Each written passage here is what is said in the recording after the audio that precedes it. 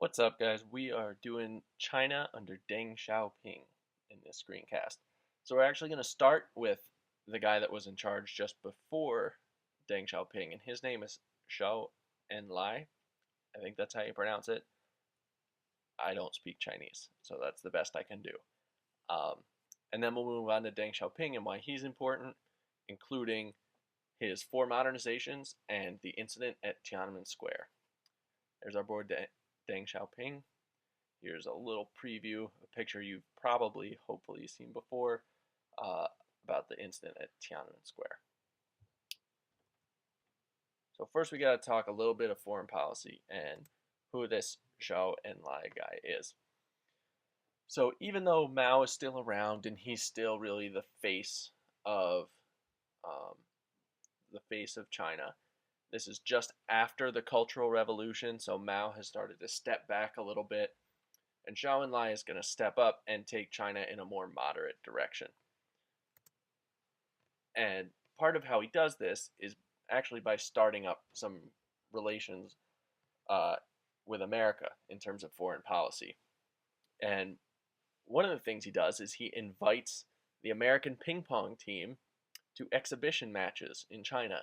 So today we call it ping pong diplomacy. I just think it's a neat historical event. It's not in your textbook. I just think it's cool. And um,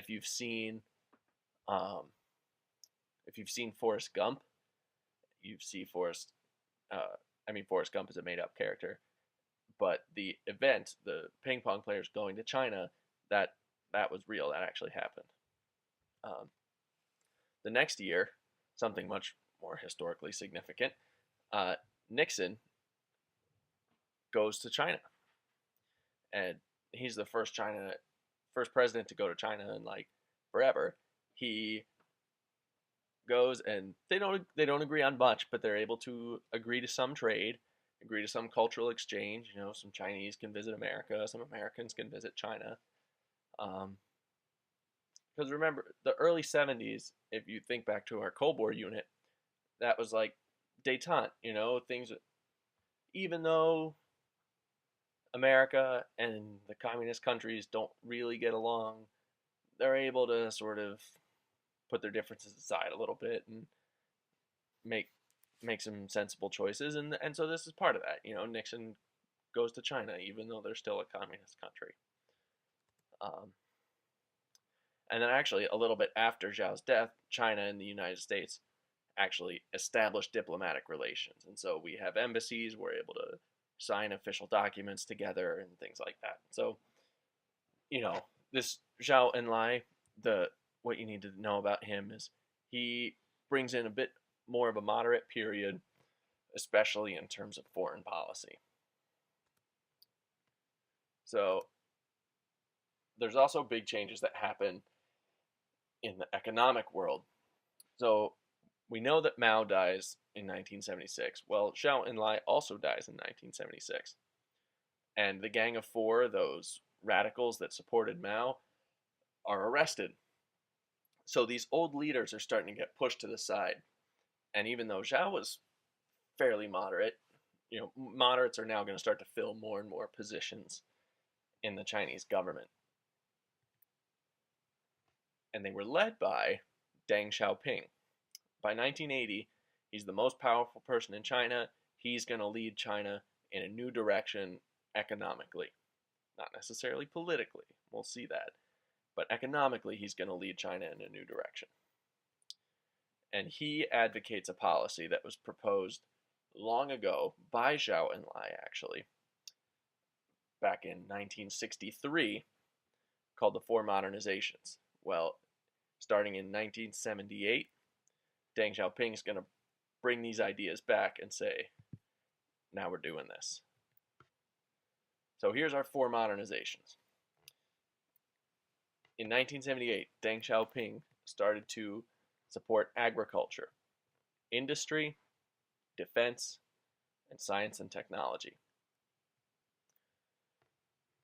A lot of Mao Zedong's policies were reversed for these moderate plans. We're going to look at how agriculture changes in particular in class. Um, and conservative communists are opposed to some of these changes. So not everyone gets along with it. There's going to be a little bit of friction, but Deng Xiaoping, he's the guy in charge now. He's the head honcho. So we see our agriculture, industry, science and technology, and defense. These are our four big areas, and Deng Xiaoping is going to make it his goal to really have China make significant progress in these areas. All right. But reform for the economy doesn't necessarily mean reform for the government. And this really frustrated a lot of intellectuals in China and students. So ideas from the West, remember the whole cultural exchange thing when Nixon visited China? Well, now ideas like democracy and liberalism and voting are starting to seep into China in ways other than Chinese propaganda saying that they're bad, you know. Um, and so the death of a moderate politician named Hu Yaobang brings over 100,000 students and supporters and young people to Tiananmen Square, at first just to mourn his death. It's just a public ceremony that's supposed to, mourn the death of this politician. But instead of leaving after these memorial services, a lot of the students stay. And a lot of the students start to protest for greater democracy. They sort of see this opportunity with all of them gathered together as an opportunity to try and make some change. Even though Deng Xiaoping was interested in economic reform, he is not at all interested in political reform. Democracy is not an option in his mind.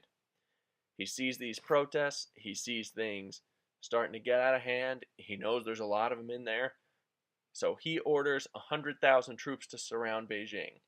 Martial law is declared, so the military takes over the area. He instates a curfew, and the students, many of them start to realize that this is not what they expected. And a lot of them leave. A lot of them sort of get out of there before things get bad. But about 5,000 remain in the square. A lot of them are on a hunger strike, and they're really doing everything they can. They've committed themselves to this idea that China needs democracy to get better in order to be the best China.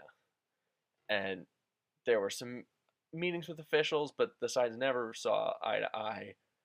Neither side was ever willing to back down or compromise in any way for what they were arguing for. And so what started as just a funeral and turned into a little bit of a protest. Then the army came in and tension just grew and grew, and neither side knew how to stop it, basically. And on June 4th, 1989, the troops are ordered to clear the square. Deng Xiaoping and the Chinese government finally say, we're getting these students out of here. We don't want them out there protesting anymore. We don't need to hear anything else about their democracy nonsense.